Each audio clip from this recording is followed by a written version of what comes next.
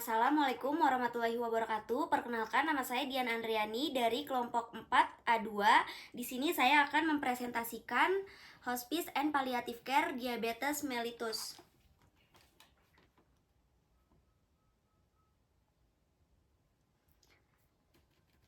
Yang pertama adalah latar belakang diabetes mellitus. Saat ini penyakit tidak menular menjadi penyebab utama kematian secara global. Diabetes adalah penyakit kronis yang terjadi ketika pankreas tidak menghasilkan cukup insulin atau ketika tubuh tidak dapat menggunakan insulin yang diproduksi secara efektif. Organisasi Kesehatan Dunia (WHO) memperkirakan bahwa 71% kematian pada tahun 2016 terkait dengan komplikasi diabetes, sebagian besar 67%, terjadi pada orang berusia 60 dan lebih tua. Usia lanjut dengan diabetes dan penyakit penyerta lain akan membutuhkan perawatan yang lebih memadai. Kebutuhan pasien yang memiliki penyakit pada stadium lanjut tidak hanya pada pemenuhan atau pengobatan gejala fisik, tetapi juga membutuhkan dukungan terhadap kebutuhan psikologis, sosial, dan spiritual yang dikenal sebagai perawatan paliatif. Kemudian ada konsep palliative care. Dalam perawatan paliatif, perawat adalah salah satu anggota tim yang mempunyai peranan penting. Menurut Anissa et al. 2022, perawat sering bertindak sebagai penghubung antara profesi yang berbeda, pasien dan keluarga, dan menghabiskan lebih banyak waktu dengan pasien di akhir hidupnya. Konsep palliative care, adapun beberapa konsep perawatan paliatif, yaitu 1. Menghilangkan nyeri dan gejala fisik lain. 2. Menghargai kehidupan dan menganggap kematian sebagai proses normal. Yang ketiga, tidak bertujuan mempercepat atau menghambat kematian. Yang keempat, menghindari tindakan yang sia-sia. Yang kelima, mengintegrasikan aspek psikologis, sosial, dan spiritual. Yang keenam, memberikan dukungan agar pasien dapat hidup seaktif mungkin. Yang ketujuh, pasien adalah pemegang peran utama dalam pengambil keputusan. Yang kedelapan, memberikan dukungan kepada keluarga sampai masa duka cita. Di sini ada konsep penyakit diabetes mellitus tipe 1 dan diabetes mellitus tipe 2. Diabetes mellitus tipe 1 adalah penyakit gangguan metabolik yang ditandai oleh kenaikan kadar gula darah akibat destruksi kerusakan sel beta pankreas atau kelenjar ludah perut karena suatu sebab tertentu yang menyebabkan produksi insulin tidak ada sama sekali sehingga penderita sangat memerlukan tambahan insulin dari luar. Menurut Sari dan Adiguna 2022. Etiologi diabetes mellitus tipe 1 diakibatkan oleh kerusakan sel beta pankreas karena paparan agen infeksi atau lingkungan, yaitu racun, virus, atau rubella congenital, mumps, coxsackie-virus, dan cytomegalovirus, dan makanan atau gula, kopi, kedelai, gandum, dan susu sapi. Beberapa teori ilmiah yang menjelaskan penyebab diabetes mellitus tipe 1 sebagai berikut. Ada hipotesis sinar matahari, hipotesis hijin, hipotesis susu sapi, hipotesis POP, hipotesis akselerator. Gejala klinis diabetes tipe 1 yaitu polidipsi, poliura, polifagia, berat badan turun, terus hiperglikemia lebih dari 200 mg, ketonemia, dan glukosuria. Data penunjang diabetes mellitus tipe 1 yaitu laboratorium 1. Kadar glukosa darah puasa lebih dari 126 mg dan 2 jam setelah makan lebih dari 200 mg. Yang kedua, ketonemia, ketonuria. Yang ketiga, glukosuria. Yang keempat, bila hasil meragukan atau asimptomatis, perlu dilakukan uji toleransi glukosa oral atau oral glukosa tolerance test. Yang kelima, kadar C-peptide. Yang keenam, marker imunologis, yaitu ICA, islet cell auto antibody, IAA, insulin auto antibody, anti GAD, glutamic decarboxylase atau auto antibody. Penata laksanaan diabetes mellitus tipe 1. Ada rawat inap, terus ada insulin. Insulin yaitu dosis total insulin adalah 0,5 sampai 1 unit per kilogram berat badan per hari. Selama pemberian perlu dilakukan pemantauan glukosa darah atau reduksi air kemih. Terus kemudian ada diet, yaitu komposisi sumber kalori per hari sebaiknya terdiri atas 50 sampai 55% karbohidrat, 10 sampai 15% protein, semakin menurun dengan bertambahnya umur, dan 30 sampai 35% yaitu lemak. Kemudian ada komplikasi diabetes mellitus tipe 1. Yang ke-1 yaitu komplikasi jangka pendek atau akut yang sering terjadi, hipoglikemia dan ketoasidosis. Yang kedua, komplikasi jangka panjang biasanya terjadi setelah tahun kelima, berupa nefropati, neuropati, dan retinopati. Nefropati diabetik dijumpai pada 1 di antara 3 penderita diabetes mellitus tipe 1. Pemantauan diabetes mellitus tipe 1 ditujukan untuk mengurangi morbiditas akibat komplikasi akut maupun kronis, baik dilakukan selama perawatan di rumah sakit maupun secara mandiri di rumah, meliputi 1. Keadaan umum, tanda vital, 2. Kemungkinan infeksi, 3. Kadar gula darah, atau juga dapat dilakukan di rumah dengan menggunakan glukometer setiap sebelum makan utama dan menjelang tidur malam hari. Yang keempat yaitu kadar HbA1c setiap 3 bulan. Yang kelima, pemeriksaan keton urin, terutama bila kadar gula lebih dari 250 mg. Yang keenam, mikroalbuminuria setiap 1 tahun. Yang ketujuh, fungsi ginjal. Yang ke-8, funduskopi untuk memantau terjadinya retinopati, biasanya terjadi setelah 3-5 tahun menderita diabetes mellitus tipe 1 atau setelah pubertas.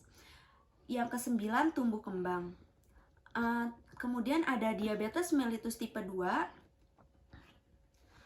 adalah penyakit gangguan metabolik yang ditandai oleh kenaikan kadar gula darah akibat penurunan sekresi insulin oleh sel beta, pankreas, dan atau fungsi insulin.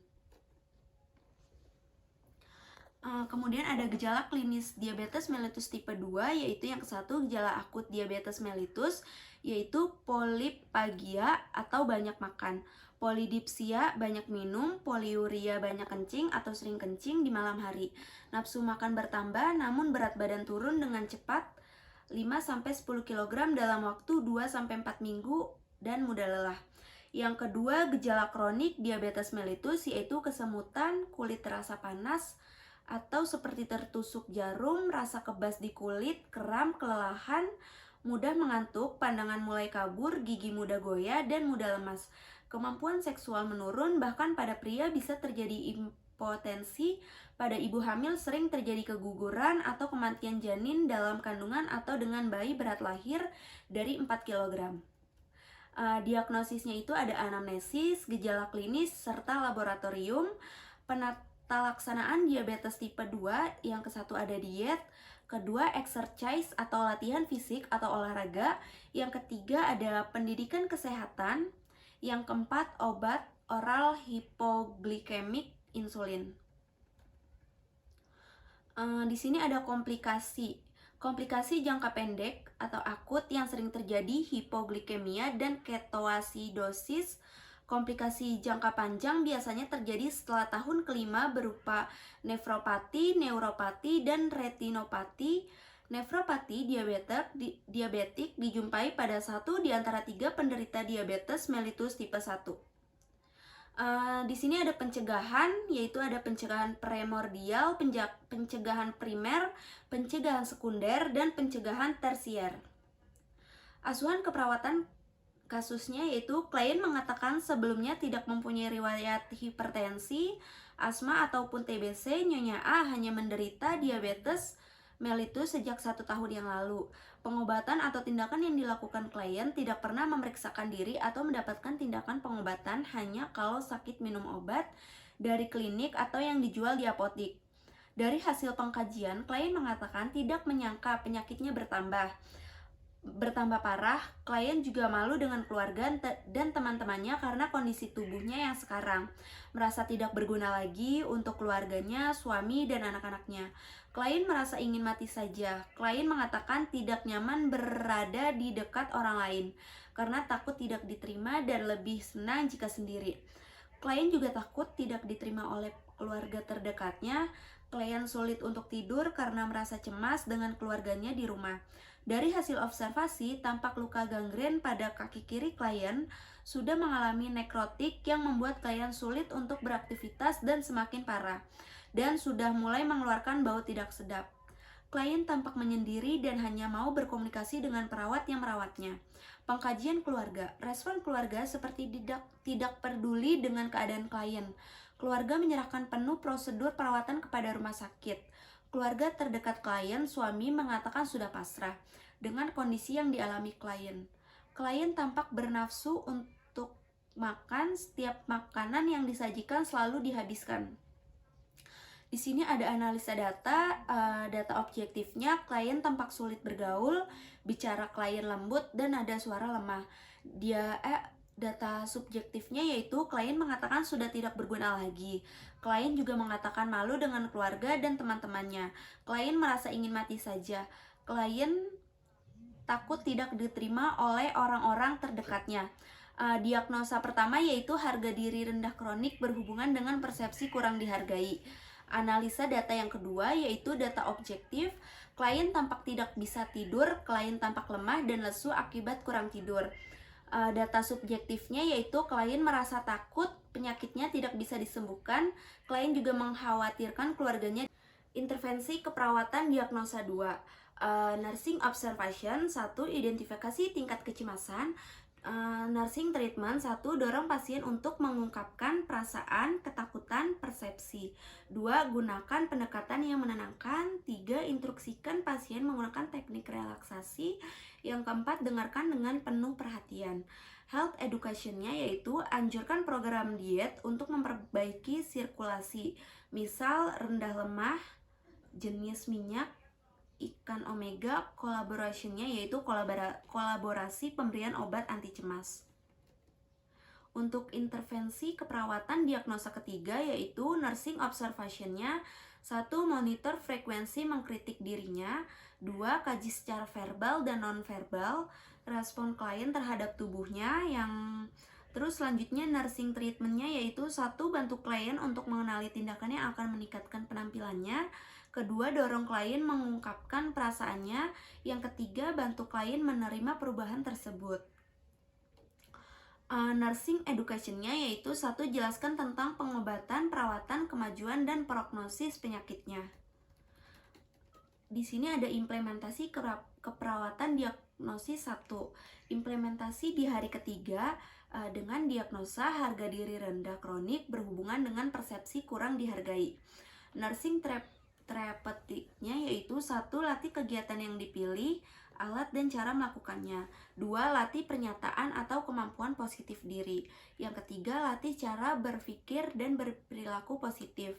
Yang keempat, latih meningkatkan kepercayaan pada kemampuan dalam mengatasi dan menangani situasi.